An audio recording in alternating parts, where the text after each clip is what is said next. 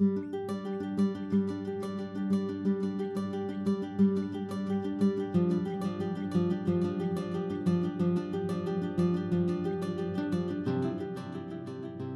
today we're going to be talking about another tactic of resistance, this time against war, and your wonderful book, We Who Dared Say No to War. You said that this is your least known work. I think, well, it's one of them anyway. It's one of these titles that sort of fell through the cracks because I had so many things going on at once.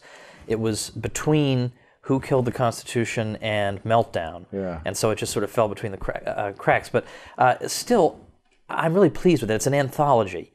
It's the best, most interesting anti-war writings that my co-editor Murray Polner and I could find from all the major American wars from 1812 to the present. Why do you care about this topic?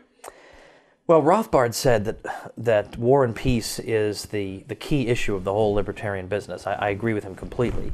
I've become more radical on this subject all the time, and partly perhaps out of a form of penance, because I used to be a very conventional, middle-of-the-road... In the Cold War. Yeah, and even after. I mean, 1991, I was all for invading Iraq, because my overlords told me that that's what we needed to do, and it seemed like a cool video game, and but when you stop and think what's actually going on here, that a politician simply utters the word war, declares a war, you utter that word, and suddenly activities that in normal conditions would be considered crimes become a matter of public policy. Like, how does that happen?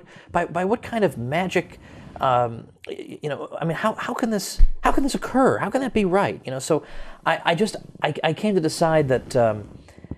I had to just rethink my whole way of thinking in the early 1990s about this. I felt like I had been had, that I had been caught up in the idea that, I'm kind of watching a video game and we're getting the bad guys, but even if those were the bad guys, even if I accept that, if I accept the narrative, we're making an awful lot of widows, we're making an awful lot of orphans, and in normal morality, if I need to go after some bad guy, is it considered acceptable for me to just walk down the street arbitrarily shooting because I figure that maybe I'll get him? I mean, of course, no one would think that. But somehow you just utter the word war and people's rational faculties just fall out.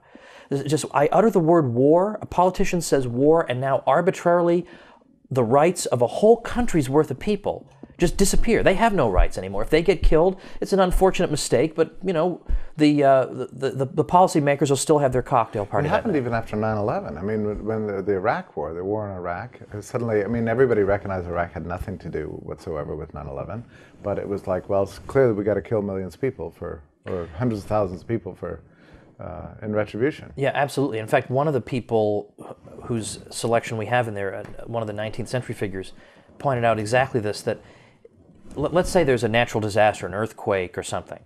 Well, people's sympathy for their fellow man pours forth in the form of donations and help and assistance. But yet, when you think about the people in Iraq, who many of whom, 50 to 100,000 at least died in the most recent war, and some estimates have it as high as 1 million. Well, whatever it is, it's a humanitarian catastrophe. And yet, there's no response from the U.S. population. There's no well, gee, let's get up a collection for the innocent people who died. I mean, surely there are some innocent people in this country, right? The ones we wanted to liberate, right? I mean, so obviously we're supposed to have sympathy for them. They're suffering under this terrible oppression. But yet, if there'd been an earthquake in a neighboring country, people would have concerts and whatever. But there's nothing. Like these people are garbage because our government tells them that. They're just garbage. They're not entitled to any human sympathy whatsoever. And what about this doctrine of the American civic religion, that it's because of the wars that we're free? Yeah, this cannot be dislodged from people's heads, and it is utterly irrational. I mean, what? Show me a war where the U.S. would have been invaded, and then you have the propaganda things about the world wars. The Kaiser was going to get us one of these days. I mean, come on. I mean, anybody who knows anything about Germany at that time knows the absurdity of that statement. But honestly, all this is part of imperial ambition, has nothing whatsoever to do with protecting the country. It does not matter to the U.S. what the form of government, in most of these countries is, or any of them. It matters not one whit, and to the contrary, what it actually does when you wage all these wars is it allowed the communists to claim The U.S. is just another imperial power looking to take over these third world countries. Why give them the satisfaction? Why not say, no, you know what? Unlike the communists, we're not going to intervene in your country. So here's the choice you have. Not between two world powers scurrying for control of your country, but between one power that's trying to do that and another one that's holding aloft the beacon of freedom. I mean, why wouldn't that have been better? Wants to and trade save with us you. exactly, save us the trillions of bucks. Yeah. What kind of writings are in here? You say it's writings of the left, writings of the right. Yeah. It's LeftRight Center. Everybody's in there. Our criterion was you have to be I guess two criteria. You have to be not a fascist and not a commie. Yeah. As long as you're not either of those, you can be in the book. And so we've got people. Well, for example, we've got Murray Rothbard in this book. Now he's not the sort of guy you'd normally see in an anti-war anthology, but his essay "War, Peace, and the State" is one of the life-changing, mind-changing essays that Rothbard wrote that makes you think about what war actually is. Forget about the songs and the parades and the flags and whatever. Think about what's actually going on in this thing. And once you do that, you can never think of it the same way again. And every time you hear things like Saddam Hussein is a big threat to our liberty, you want to laugh, but you're so full of rage, the laughter just doesn't come out. I mean, like a guy who's spending like 1/4% on the military, and we were told that he's got these unmanned drones. Turns out his unmanned drone project consisted of a single prototype of plywood and string. And yet people think, yeah, my gosh, if we don't go after this guy, they always believe it. They always believe it. And then later the propaganda turns out to not be true. Yeah, exactly. And meanwhile, huge amounts of people died over this, and this is supposed to be conservative. And this is a tendency you trace all the way back to the 19th century, again again. In fact, one of the things I found most interesting is the War of 1812, by comparison with other American wars, is probably one of the most inoffensive. And it's not to say that it's a great idea, but I mean, compared to some of the other ones. And you hardly even think about opposition to that war. You think, oh, who would be against this, right? You got to go after the Brits for all the things they're doing, things that they stopped doing as soon as they finished their war with France, which is precisely what opponents of the war predicted would happen. They're not going to do this anymore. In fact, they didn't. Had nothing to do with the War of 1812.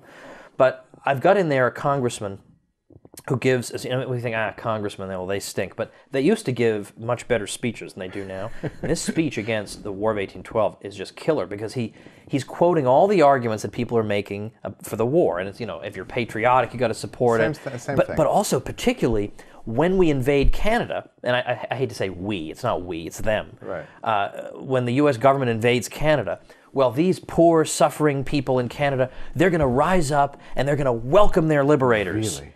But if they don't, well, then they're just a debased race of poltroons who will deserve whatever we shell out to them. Which is, it's ridiculous. And people, thankfully, not everybody went for it then, but enough went for it then to make it possible. I mean, in fact, at least they had a declaration of war, and there were some votes against. It wasn't like 100-0, like the usual propaganda thing. Right. There was some resistance, which is why there was a move afterward to actually require a 2/3 vote to get a declaration of war, which, of course, now the way they do it is just they don't even bother with the declaration of war, of course, which they would get on a silver platter if they asked. Yeah, right. Yeah. Did you notice a tendency for support or opposition to war to follow along partisan lines as you look throughout history?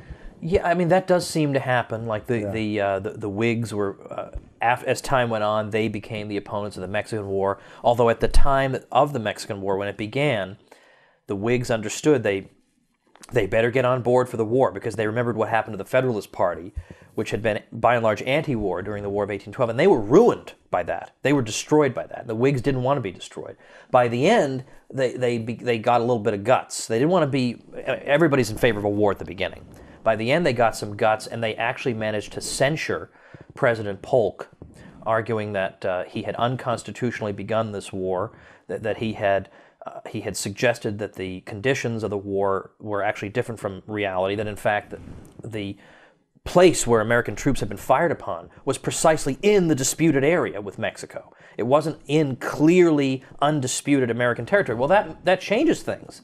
This makes it not so unambiguous. But Yeah, but it is true that because for that reason, no party out of power wants to be viewed as the unpatriotic party. That is very unfortunate. Yeah. Well, I've just noticed it in our own times that when we have a Democratic president, the right wing becomes more skeptical of war, and then it reverses again. Yeah, exactly. It's true. What I want what this book to show is just that the propaganda surrounding war has been there in every one of these wars, and it's the same propaganda. And at this point, how many times can your intelligence be insulted? And that these things are atrocities. Yes, the minimum wage is bad. Tariffs are bad. But this is an unbelievable atrocity that goes on behalf of intentions that are usually very murky and not made clear to the people. The people are given propagandistic reasons for the war, but the fact is, this makes us callous. This public policy makes us callous toward our fellow man, makes us not even think of them as being fellow human beings. It makes us think that, like when you argue with some of the proponents of these wars, that look, 1 million people died, 1 million people were burned to death, with a chemical agent. Like, what do you say to that? And they say, hey, it's war. That's war. And that's they think that's an argument. That's war. So it gets back to, they utter a word, and they think that by uttering this word, we can suspend all moral considerations, that you're a left-wing pansy if you even have moral concerns, moral qualms. Like, this has just got to stop. Like, people have just got to stop thinking like this. Yes, there are bad people in the world, but that does not justify indiscriminately, and yes, it is indiscriminate. Don't tell me about your Patriot missiles and your smart bombs, because we now know the Patriot missile was a big flop, contrary to what we were told at the time. We know that people are going to be killed in huge numbers, and we have the further insult of many, but not all, thankfully, objectivists, particularly in the official objectivist movement, actually saying that collateral damage is not something to be deplored, it's to be cheered. It's to be cheered. These people live in terrorist countries. I mean, they actually use this term, terrorist country. Yes. There's a nice individualist philosophy for you, a terrorist country. And yes, because to defend the good countries, we need to lay utter waste to our enemies. And that's individualism and reason. So there is something about the human mind that just latches on to this way of thinking. And as I say, I myself was caught up in it for a long time. Sure. Until finally, with that first Persian Gulf War, and I saw, tens or hundreds of thousands of retreating Iraqi soldiers. And yes, they're soldiers, but they are human beings. They have kids. And a lot of these people themselves, they're kids too. They don't even want to be there, half of them. And they're maimed or killed, and they're retreating, and they're being burned alive. And meanwhile, we got our yellow ribbons and our Bob Hope specials. And I just finally said, I don't know if I can do this anymore. I don't know how I can celebrate and have a parade when these people are mourning the deaths of countless people who never did anything to us, have nothing to do with us, who would not hurt us in any way, because of the imperial ambition of some U.S. president. I mean, you've got to be kidding me if you're going to support that. Yeah, I can tell you, Tommy, I guess you were 3 years old or something at the time, but at the Grenada invasion, I remember celebrating. I did too. Yeah. Oh, yeah, you I did too. Invasion? We got to get the commies. Yeah, and if you just read the headlines of the time, it seems like, it's a great chance. There's something about nationalism or something, I don't know what it is, patriotism, or the idea that we as a collective are doing something great to liberate other people that gives you a rush. I don't know. Well, you know what's interesting though is I have a friend, Jack Hunter, does a lot of great like 7 or 8 minute YouTube videos, like a couple times a week, and he did one on Reagan. And in which he basically argues that the neocons try to claim Reagan. Reagan was one of us. And to some degree, they're right. But actually, Reagan, relatively speaking, especially compared to more recent years, was relatively restrained in foreign policy. I mean, we have the Grenada thing, we have the Libya bombing, we have the Lebanon thing, but the Lebanon thing, he reversed that. Yeah, he did. The Libya thing was a quick one strike, and he did genuinely want to reduce arms. He did generally want arms control. I mean, he brought about a peace. I mean, and then you did have, it's true, you had intervention in Latin America and all that. That is true, you can't deny that. But he was not itching for a major war somewhere. Well, and you remember the neoconservatives were very much against all of his right. And in fact, today, once in a while, they will admit that he just, he wasn't aggressive enough. Sold us out. Sold us out, they'll admit that. Some of the writers and the speakers that you quote in here, what kinds of things do they propose to uproot this pro-war tendency that you find in, particularly among Americans, I must say. Yeah, here is where we have some trouble, because you are dealing with a phenomenon like the state, right? That's existed for thousands and thousands of years, and you begin to despair. You begin to think maybe this is just part of human nature, but you console yourself by remembering that slavery also existed from the beginning. The earliest civilizations, they had slavery, and that has been eradicated. I mean, of course, it still exists in some limited places in the world, but that's been eradicated only relatively recently. I mean, really, the 19th century, you still had slavery. And that sort of gives you hope that maybe the mere longevity of something doesn't mean permanence. Like we've gotten by pretty well without slavery, right? Yeah. The world didn't come to an end. We got by well without it. But here, I don't actually know what the strategy is, because I feel like we've tried everything. Well, I must tell you, after the Cold War ended, one of the reasons I was very excited, I thought, well, there'll never be another good excuse for war.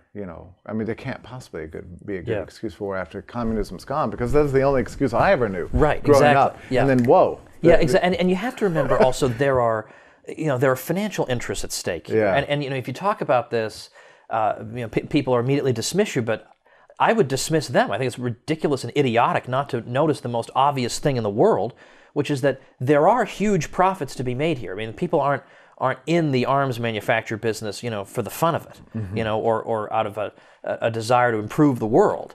And if you look at the U.S. military budget now, look at the nature of the enemy that the U.S. government says we're at war with. I mean, they're scattered around the world. They're radically decentralized. It's fourth-generation warfare. It's non-state warfare, and yet the U.S. government is still, they still have, nuclear submarines. They're still preparing for World War II. Basically, they're still preparing for World War II. The military budget is increasing dramatically, and it's at huge numbers now, against an enemy that, they say, oh, these people are going to nuke us or whatever, but whatever they're going to do, they certainly are not the Soviet Union. They don't have 1 million divisions, and yet the U.S. government equips for this, and there's nothing you can do to stop that. Every 15 years, there's a blue ribbon commission to look once again at military funding, and every 15 years, nothing gets done. They get the same conclusions. This is an outrage. The Department of Defense is incapable of performing an audit, and it has been exempted from performing an audit. No one knows where the money is going. No one knows how it's being spent. It is an unbelievable outrage. It just keeps on going, and so it just goes to show that no matter what the nature of the enemy is, they will find a pretext to spend money, and so that even, it's so funny to see the right wing talk about we need more military spending. They must not know anything about the military budget, is all I can conclude, because if they did, they would see that the more money that's spent, the worse and more utterly inappropriate the U.S. military gets. It's for a free market guy, when you study the military state and the military budget, it just makes your head explode. Yeah. And how you can just, in a knee-jerk way, say we need more of this is utterly beyond me. In your studies of anti-war movements of the past, did you gain any insight into how wars tend to end? I ask this because sometimes it seems that there will be no end to the war in Afghanistan, no end to the war in Iraq.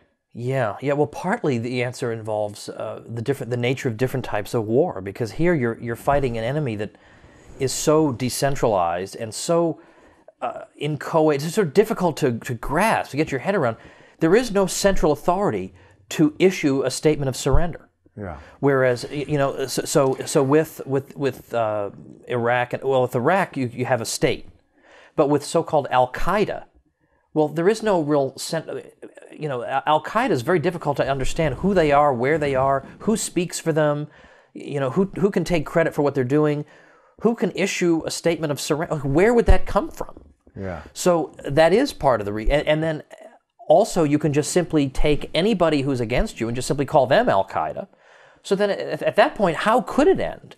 Who would be the person who can speak for this entire organization? Is there one? And if he did say we surrender, would they all listen to him?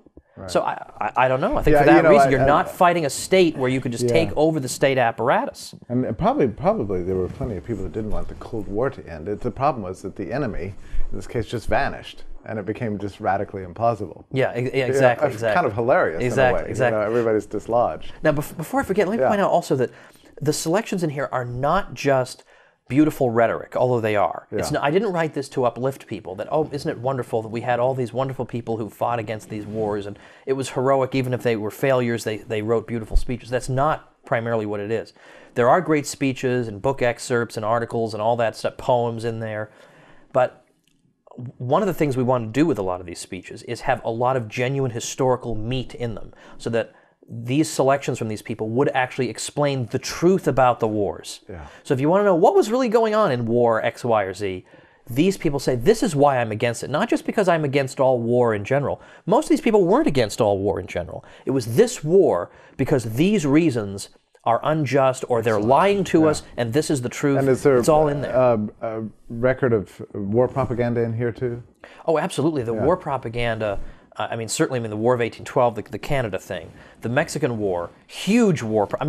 I didn't realize the extent of the propaganda surrounding the Mexican War. Wait till you read the stuff in here about that, about all the demands that the U.S. was making of Mexico, Mexico basically doing everything it could to satisfy them. The demands got greater and greater.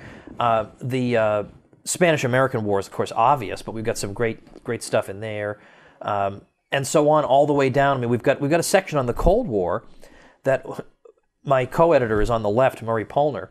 He took a look at it after we were just about done, and he said, wait a minute, there's nobody on the left in this Cold War thing. I had all old right people. Oh, funny. Yeah, I had Garrett and all these people saying, what is this? It's crazy, going to bust the budget. What is this crazy thing? We have to fight wars. Yeah, we have to fight wars all over the world. What kind of crazy utopian nonsense is this? And then later that would become the conservative mainstream. Yeah. He said, well, I think we have to put like one there were progressives against the Cold War. All right, we'll put Henry Wallace in there. That's fine. Funny. Yeah, that's great. Yeah. So you enliven some of our own prehistory.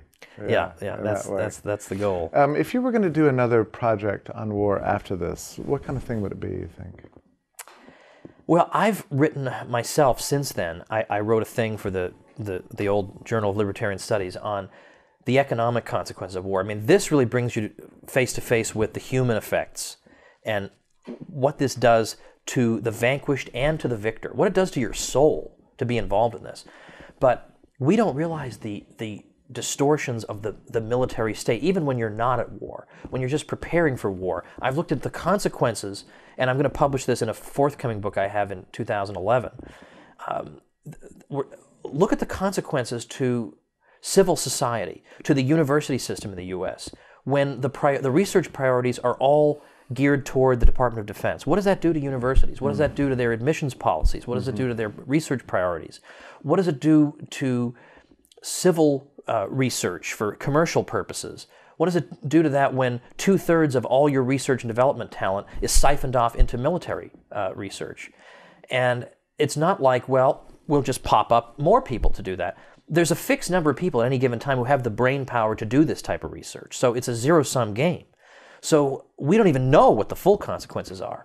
But when you think of what would have been done in the absence of this, when you think of a military state that builds up 6 tons of TNT for every single enemy city, when obviously 1 ton of TNT would be quite sufficient, what would have happened? What improvements in our standard of living, what commercial improvements would have occurred if we could have had those resources back?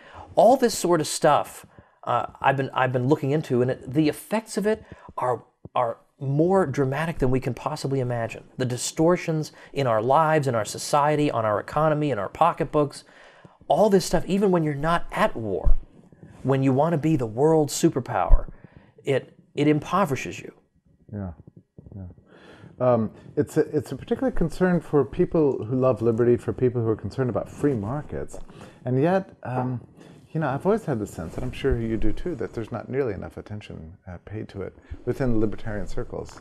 And I think the reason for this is that we want to bring conservatives into the fold, and we feel like we're going to offend the conservatives, and we need the conservatives with us on the free markets. It's sort of the bourgeoisie. Oh yeah, it's it's the soccer moms too who want to be kept protected from the towel heads. And of course, I say that ironically, but there is that concern. We want to reach them, and I, to an extent, I understand this. That you feel like you're walking a tightrope half the time, but at some level. And it's true, when I'm in conservative circles and they ask me to speak on topic A, I speak on topic A.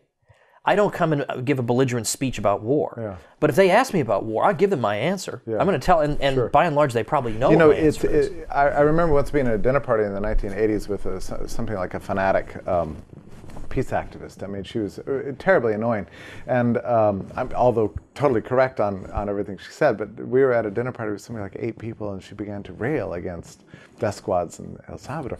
Ruined the dinner party completely, right? Yeah, right. I remember reflecting on this, and I decided to ruin the dinner party myself many years later when, I forget now who, somebody invaded Haiti. Maybe it was Clinton, maybe it was Bush, I don't remember it now. But Yeah, I think it was Clinton. yeah, okay. So I remember at a dinner party just going through today's headlines, you know, about the U.S. having killed like 60 innocent people in Haiti today. And I just happened to mention this dinner party, wrecked the whole thing. I know. You know, So- there's a Yeah, so there's a time and a place, and it's not to say that you're a coward. Yeah. It's that I have to think about, what if I myself, in 1991, when I was all for war, if somebody had just come up to me and given me the full-on belligerent speech, Yeah. I would have just said, "You stupid leftist, get out of here. Why don't you, move to Spain, with your leftist friends or something." I would have just kicked them. Sounds great. Whatever.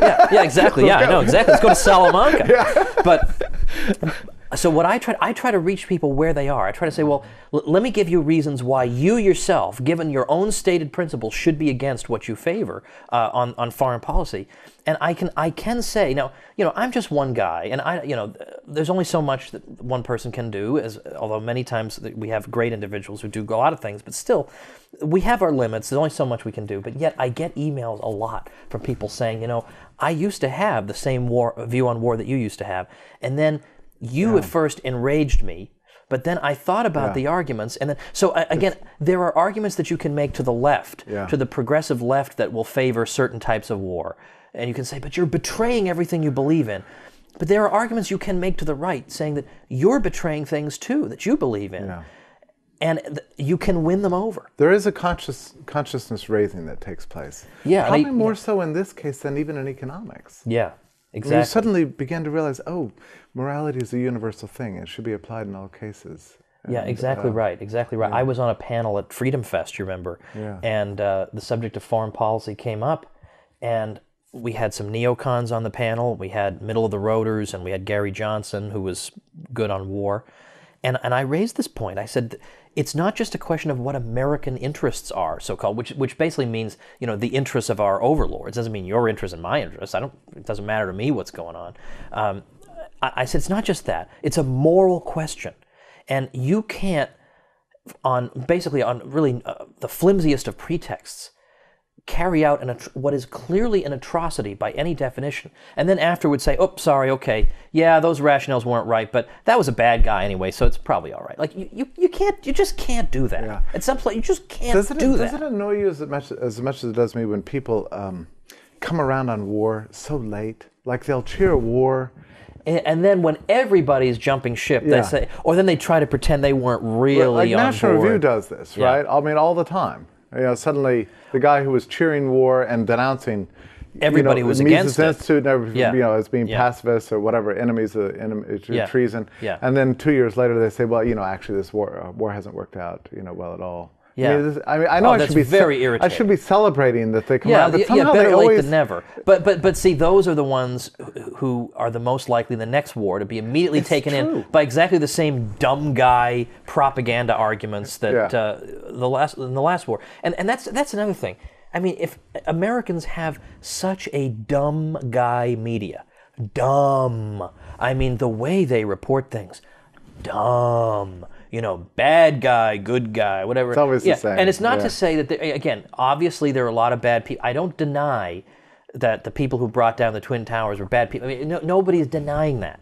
But the way they portray everything in the most ridiculous, over-the-top terms of the U.S. is the greatest country that has ever existed, and our people always have the greatest intentions, so everything we do is always wonderful. The rest of the world gets really tired of that after a while. Well, it's particularly bad on holidays. We just got through one the other day, right? It was a couple of weeks ago. We had some, I don't know, it was a Flag Day or some big day when there was a whole day of this propaganda you turn on the television. And it speaks to a psychological need for belonging. That people, they've got to be part of something. something, and they're going to be part of this. There and are this other makes ways them to feel. exercise that. Yeah, there are, right. But right. this makes them feel like, well, hey, we're better than that country because we've got this many divisions and they've only got that many.